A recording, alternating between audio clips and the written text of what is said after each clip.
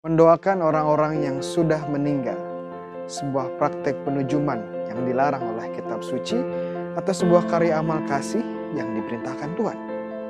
Mari kita simak jawabannya dalam video katekese kali ini. Shalom, damai sejahtera bagi kita semua dan berjumpa lagi dengan saya Romo Bayu OP dalam program kita, program katekese Katolik. Sebuah program yang didesain bagi kita semua yang ingin mendalami iman kita, iman Katolik.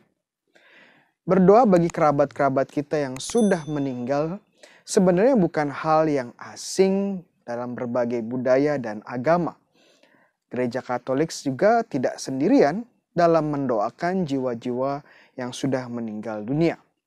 Gereja Ortodoks Timur, Gereja Koptik, dan bahkan sebagian dari Gereja Anglikan juga memiliki tradisi untuk mendoakan mereka yang telah tiada. Di kitab suci, secara khusus di kitab kedua Makabe, kita menemukan kisah Yudas, Makabe yang memimpin peperangan melawan bangsa asing. Setelah dia berhasil memenangkan perang tersebut, dia bersama orang-orang Yahudi menguburkan mereka yang telah wafat dan gugur dalam pertempuran. Di dalam proses penguburan ini, Yudas menemukan bahwa beberapa dari prajurit membawa semacam jimat yang terlarang. Yudas Makabe kemudian memutuskan untuk memberikan persembahan penghapus dosa di bait Allah bagi kedamaian jiwa-jiwa mereka tersebut. Tindakan ini kemudian dipuji sebagai bentuk amal kasih bagi sesama bangsa Yahudi. Tentunya tidak semua orang Kristen mengakui buku Makabe sebagai bagian dari kitab suci mereka. Tetapi bagi kita umat Katolik, juga bagi umat Ortodoks dan Koptik, ini adalah bagian dari kitab suci kita dan ini sudah cukup menjadi fondasi biblis yang solid bagi kita. Namun, walaupun tidak semua orang Kristen menerima buku Makabe sebagai bagian dari kitab suci mereka, buku Makabe tetap menjadi bukti sejarah bahwa ada orang-orang Yahudi yang sebelum Yesus lahir telah memiliki kebiasaan dan tradisi untuk mendoakan mereka yang telah meninggal. Sementara itu, Perjanjian Baru juga memiliki bukti yang merujuk pada kegiatan mendoakan orang-orang beriman yang sudah meninggal. Pada suratnya kepada Timotius, Santo Paulus berbicara tentang Onesiforus. Tuhan kiranya mengaruniakan rahmat-Nya kepada keluarga Onesiforus yang telah berulang-ulang menyegarkan hatiku. Ia tidak malu menjumpai aku di dalam penjara. Ketika di Roma, ia berusaha mencari aku dan sudah juga menemui aku. Kiranya Tuhan menunjukkan rahmat-Nya kepadanya pada harinya. Betapa banyaknya pelayanan yang ia lakukan di Efesus, engkau lebih mengetahuinya daripada aku. 2 Timotius bab 1 ayat 16-18. Di sini Paulus memuji tindakan Onesiforus yang mengunjungi dan menemaninya saat dia berada di penjara di kota Roma. Sebuah tindakan yang sangat berani karena banyak umat gereja yang mengalami penganiayaan pada masa itu. Yang menarik adalah bagaimana Paulus memohon dan mendoakan berkat bagi keluarga Onesiforus tanpa menyebutkan berkat khusus bagi Onesiforus sendiri. Namun kemudian Paulus berdoa agar rahmat Tuhan diberikan kepada Onesiforus pada hari Tuhan atau pada hari penghakiman. Paulus sendiri berbicara tentang berbagai pelayanan Onesiforus di masa lampau di Efesus. Dan kata Yunani yang digunakan adalah diakonosen, yang berarti melayani di masa yang lampau. Ini menunjukkan bahwa Onesiforus telah meninggal dunia. Banyak ahli kitab suci juga sepakat bahwa memang Onesiforus telah meninggal sebelum Paulus menulis surat keduanya kepada Timotius. Dan ini menjadi bukti biblis bahwa Paulus sendiri berdoa memohon belas kasih Tuhan bagi Onesiforus yang telah meninggal dunia. Mendoakan mereka yang sudah meninggal juga merupakan kegiatan rohani yang telah dijalankan oleh gereja purba.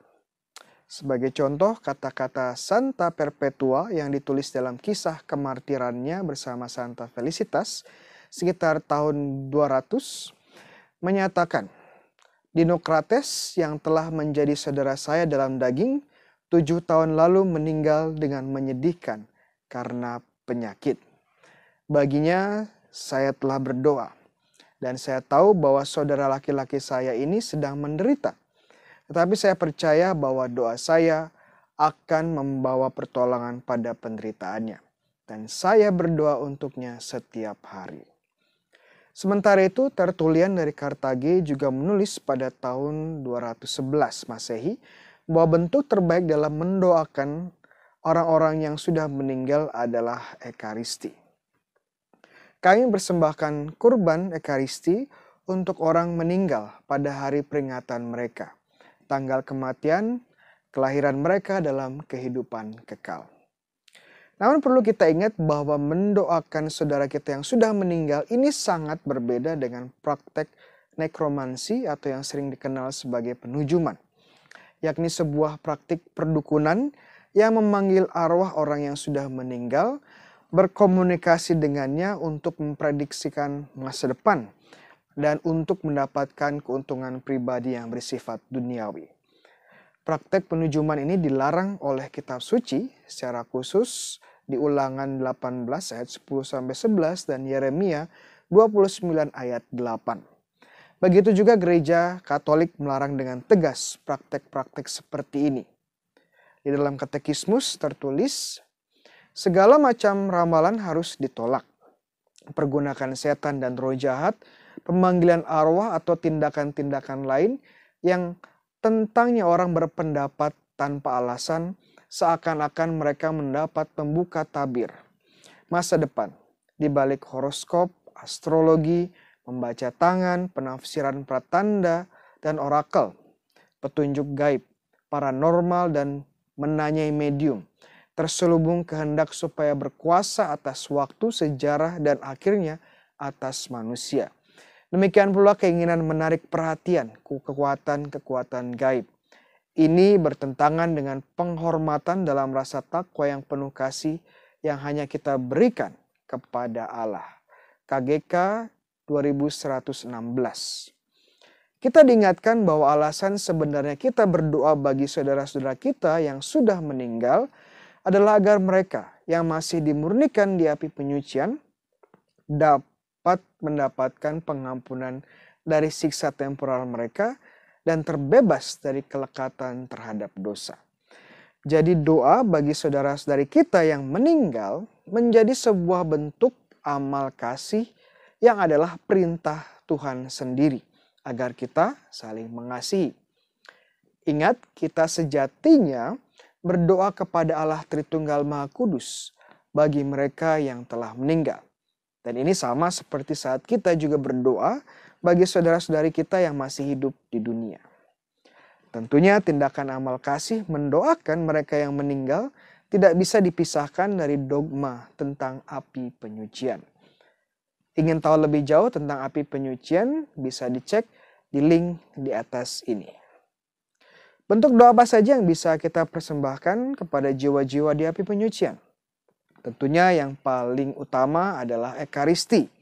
Kemudian kita juga bisa menggunakan doa brevir atau ofisi untuk para arwah. Kita juga bisa mendoakan doa-doa devosi seperti rosario yang intensinya untuk jiwa-jiwa di api penyucian. Dan tentunya perbuatan amal kasih kita dapat kita persembahkan sebagai doa bagi saudara-saudari kita yang sudah meninggal. Kami para Dominikan memiliki tradisi yang sangat kuat dalam mendoakan para jiwa-jiwa ini.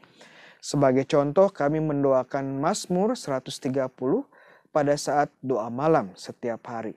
Dan juga mendaraskan doa singkat untuk arwah setidaknya 3 kali sehari. Doa yang mungkin bisa teman-teman juga daraskan dalam doa pribadi. Ketenangan abadi berikanlah kepada mereka ya Tuhan, dan semoga cahaya kekalmu bersinar atas mereka. Semoga jiwa-jiwa semua orang beriman yang telah meninggal karena belas kasih Tuhan beristirahat dalam damai. Amin. Demikianlah katekese Katolik kita pada edisi kali ini tentang mendoakan jiwa-jiwa di api penyucian.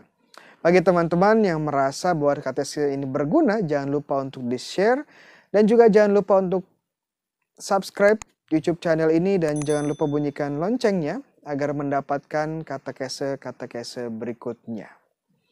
Tuhan sertamu, kita semua diberkati oleh Allah yang Maha Kuasa, Bapa, Putra, dan Roh Kudus.